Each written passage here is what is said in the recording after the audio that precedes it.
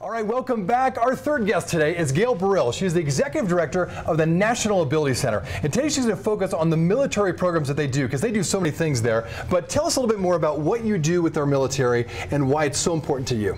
Thanks so much, Rob. First, I want to say congratulations on this awesome new show. It's so wonderful to have somebody here talking about the influence and impact we have locally.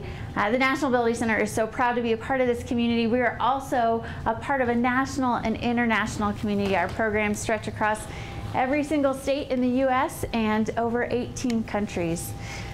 We do so many things, and I care about all of our programs, but today we're just going to focus on the military programs. And it has a special place in the heart of the National Ability Center, and certainly it connects deeply with me at home.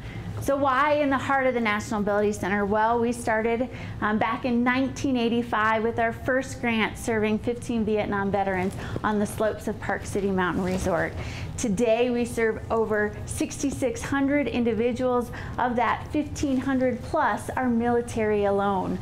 We're so thankful to bring those individuals into the programs.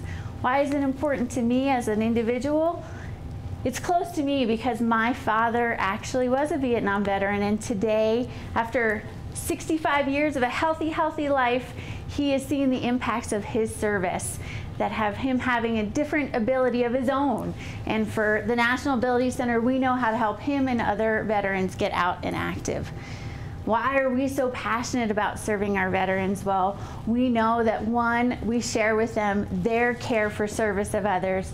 We want to provide programs for them. We want to make sure that veterans of all abilities are engaged in our community and with their families. We know that because of these recent conflicts, there are folks who are living longer thanks to medical advances with differing abilities. They need us to be here not just for a day or a week, but for a lifetime. We are so thankful that our programs, and I know Rob and I are going to talk about this, have incredible outcomes. And that's what keeps me passionate about what I do. We know that our programs are showing decrease in depression, suicide, and other areas of engagement that we want to service. So we hope everyone gets involved in giving back to those that have served our country. Our programs reach every single branch of the military in every conflict back since World War II. So I hope you can come out and learn more about it and join the National Ability Center here in Park City or our programs across the state. Excellent, excellent. Well, again, you need to find out. If you don't know about the National Ability Center, you got to check it out. So go to your website. But you do so many things, Gail. Now, we are going to focus, just for time's sake, on the military programs you do. Tell us about the impact you've had on the veteran community by providing these extra programs for them. Yeah, so I think, we regularly hear from veterans about our philosophy to focus on what you can do and what you can't. And so many of our veterans, they call themselves the action guys, right? And they got action taken away from what they were before.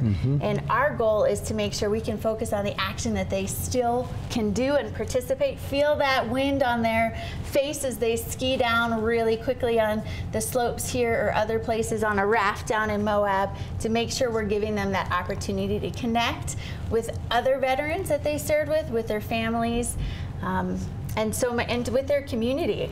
I think the other part that's really cool about the National Ability Center is the innovative program we're doing. So we work with an amazing program at the University of Utah and their Veteran Studies group, and we have a program that treats individuals who are suffering currently from PTSD, post-traumatic stress disorder. Right, okay. And they come right now for a 10-day program. We're hoping to get that down to just 5 days. And in that, they are clinically assessed with PTSD as they come in, and then they've actually left within that 10-day period without PTSD. I don't know where you can get That's better incredible. I was going to say, that's 76% fantastic. of those individuals through our program. Wow.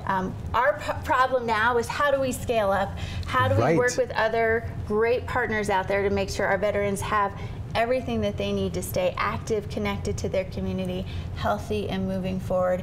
And our biggest success is when they come back and they actually volunteer in our programs, because remember, service is still what they're about. I love that. And so to see them come through our program and then want to help other veterans and their families, that really is is what brings me back every day. Well, you're having a direct impact on so many people's lives, and specifically veterans and their families. So if they're a veteran that maybe watches this show and they've not heard about this program, how do they find out more about your program and how they can get involved? So discovernac.org will have all the information that they need, and I think I want to make sure that folks know, especially those that are visiting that might be tuning in, that our programs again reach at a national level. So individuals come here from across the country.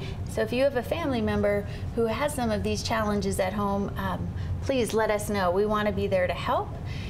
And if you happen to be in town and just want to learn more, the best way to get our programs is to get out there and see it for yourself. So we have a great ranch out at Quinn's Junction, or get out on the slopes and look around and you will see us in our mission every single day. We are always mission first.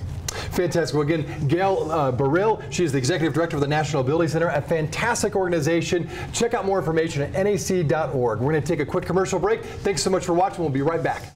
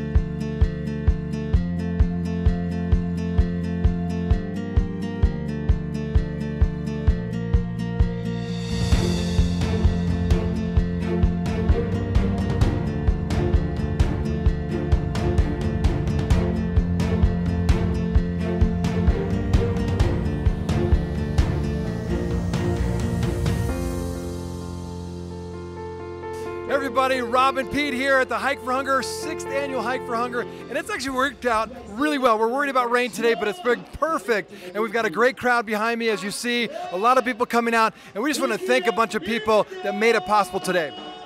Yeah, this is Pete with the Christian Center. Just a big thanks to all of our sponsors who have made this happen, and those who have come out from the community here to make this such a wonderful community event to support the Christian Center and our food pantry here in Park City. And this is kind of a fun year because this is our capital campaign year. We're building a new building, and so if you're watching this video, you're interested in supporting the Christian Center somehow, we encourage you to help us match this community grant. Thanks to the Eccles Foundation, they gave us a $500,000 matching grant. So we're still looking for people to match that. So you can go to our website, ccfbc.org, check it out, and just help us go to that next level as we grow and expand our programs and services. And again, on behalf of Pete and I and all of us at the Christian Center, thank you so much for showing up for the Hike for Hunger 6th annual this year.